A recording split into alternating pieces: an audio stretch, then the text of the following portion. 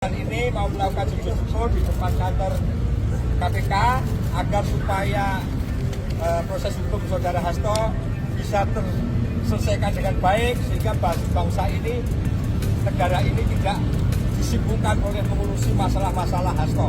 Hasto taatilah apa yang menjadi ketentuan hukum di Republik ini. Bismillahirrahmanirrahim.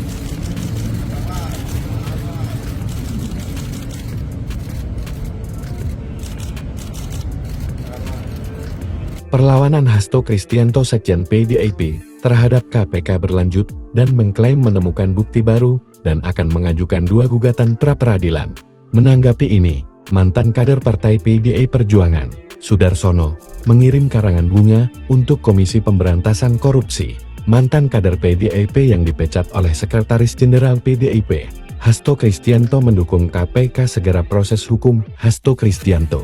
Pada kesempatan hari ini, saya datang ke KPK, saya sujud syukur di depan kantor KPK ini, atas ditolaknya pra-peradilan yang kemarin diajukan oleh Hasto, kata Sudarsono Senin 17 Februari 2025 pagi. Wakil Ketua KPK Johanis Tanak Senin 17 Februari 2025 juga meminta Hasto sebagai warga negara untuk datang menghadiri panggilan penyidik. Sebab, secara ketentuan hukum, pra-peradilan tidak memengaruhi proses pemeriksaan yang ada. Kecuali ada penetapan hakim pra-peradilan yang menyatakan agar pemeriksaan perkara yang dimohonkan Prapit ditunda sampai dengan adanya putusan, ujarnya.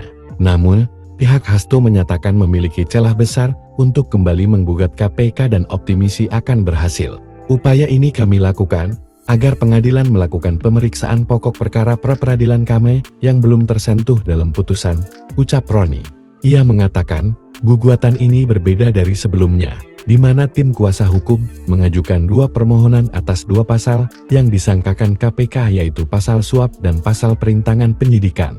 Upaya ini kami lakukan agar pengadilan melakukan pemeriksaan pokok perkara pra-peradilan kami yang belum tersentuh dalam putusan, ucap dia.